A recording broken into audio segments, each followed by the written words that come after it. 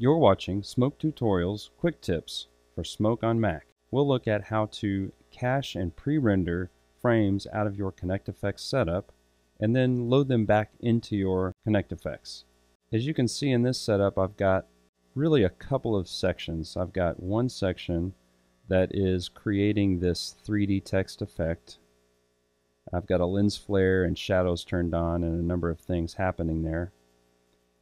And then piped to that, I have a section that I like to call the look dev section. There's some color correct going on, some glow, scanline effect, and a regrain.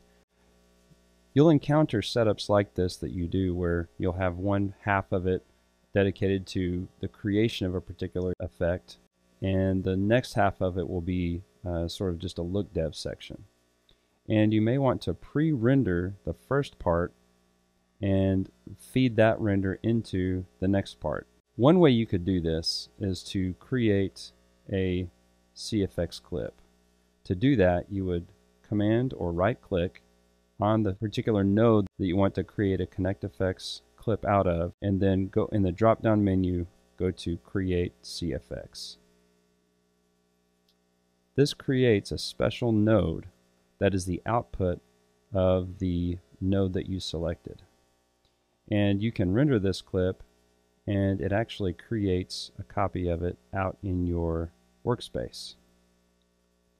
And if you ever want to unfold that, you can command or right click in the contextual menu, say Explode CFX, and it will explode this back out for you.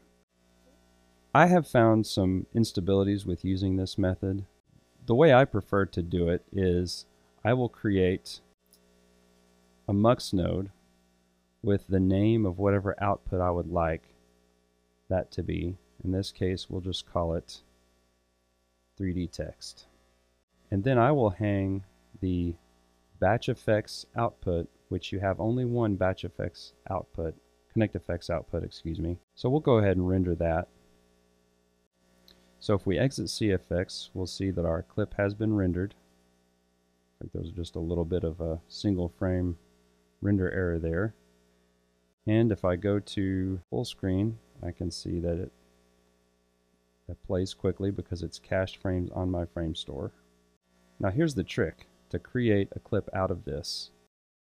Create a new track, select that gap above your CFX, command click that or right click, go to commit and hard commit. What this does is it turns dark gray and it creates a hard committed clip. I would then take this clip, pull it out, and then I can rename it. I just push 9 to rename it. I'll call this 3D text. Ideally, you would name this whatever you had named your CFX or your mux node. Let's go back into our CFX now, and the clip that we created, 3D text, lives out in the library. So we'll drag that back into our comp, drag it at the end of the mux node, and then we'll just update our CFX output to put it to the end of this chain here.